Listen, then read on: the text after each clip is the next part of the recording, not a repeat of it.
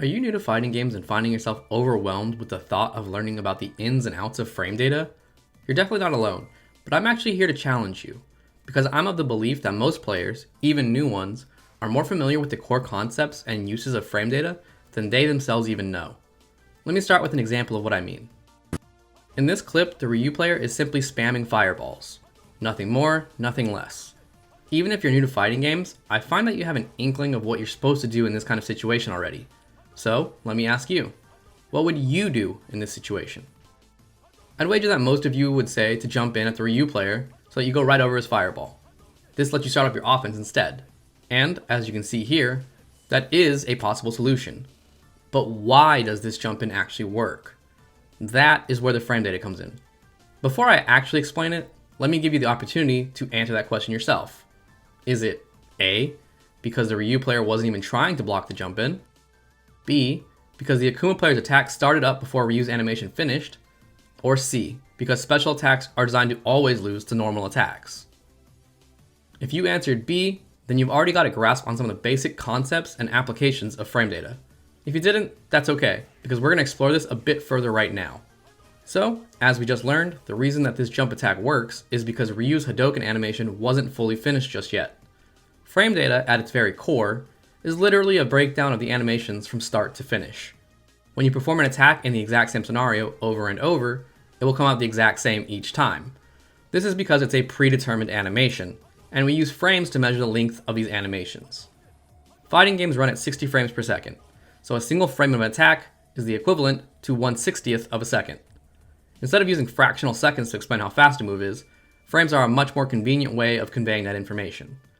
So, basically, the smaller number of frames that something is, the faster it is, and the inverse is also true.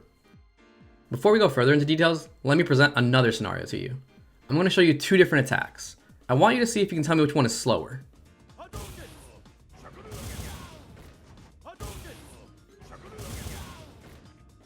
Could you tell that the second attack was significantly slower?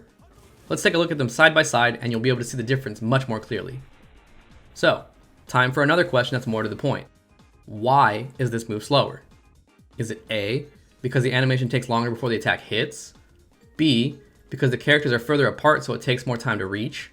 Or C, because the game drops frame rate when certain attacks are used? The answer was A, the animation takes longer before the attack hits.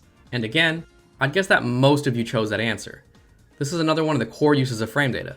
So if you can understand this and the previous concept, you're pretty much on the cusp of grasping the entire thing. There is one last question I have for you before we jump into the more nitty-gritty details of frame data though. In these clips, Ryu is throwing a fireball just like previously. However, there are three different scenarios. One where the fireball hits, one where it's blocked, and one where Akuma jumps and avoids the fireball completely.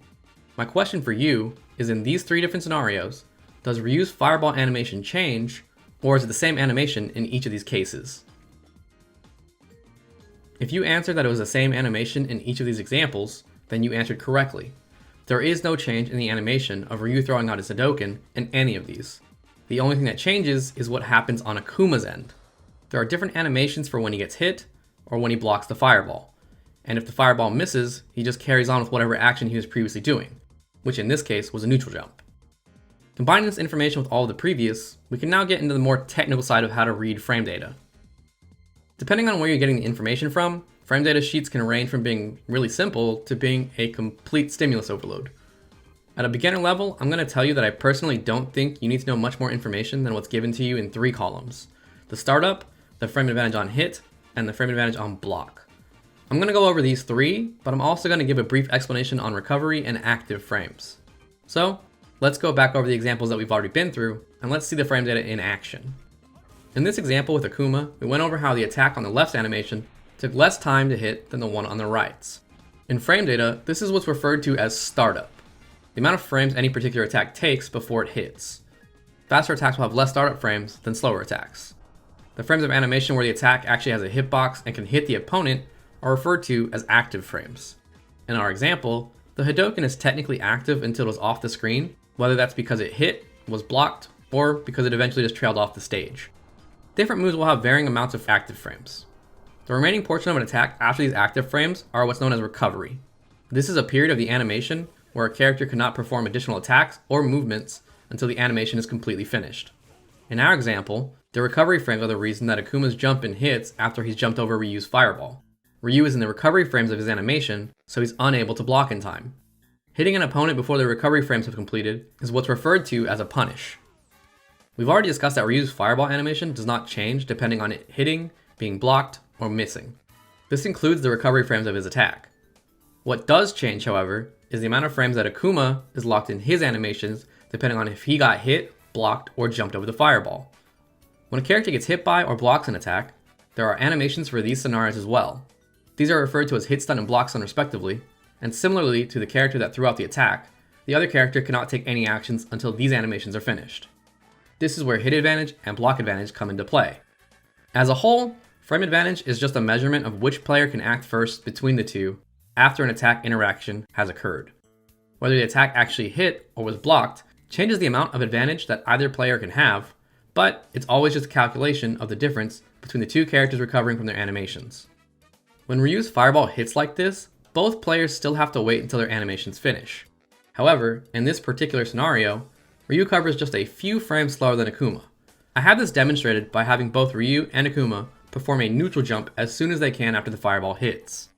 In slow motion, you can see how Akuma is just a couple of frames earlier than Ryu, which means that in this case, Ryu is at negative frame advantage when his fireball hits like this. And, checking out the frame data, we can see that is indeed the case. The amount of frames that Ryu is negative is even worse if the attack is blocked, as you can see here. When you're at positive frame advantage, it simply means that you will recover from your animation before your opponent does. If you're at negative frame advantage, then it means that your opponent will recover before you. You'll often hear this referred to as being plus or minus, respectively. In our example, Ryu's fireball is actually negative on hit. But in most cases when you land an attack, it tends to be at least a little advantageous for yourself. A decent rule of thumb is that if your attack gets blocked, you're generally minus. If your attack lands, you're generally plus. There are of course exceptions, but it's a fairly logical starting point if you don't know the full frame data of a character. So, before we end this video, let's take one last look at a fireball and the process of frame data in order from start to finish. These first few frames of the fireball before it's actually flying out on the screen are the startup frames. Once the startup is finished, we have the active frames. And then after that, we have the recovery frames. If our opponent is hit by the fireball or blocks the fireball, they have differing amount of frames before their recovery is finished. And that's pretty much the basics. So, if you got through all this and you understood it, all you need to do is take this exact same concept and apply it to every attack and not just fireballs. Every single attack in a fighting game works the same way. I hope this video helped you. Until next time, stay safe.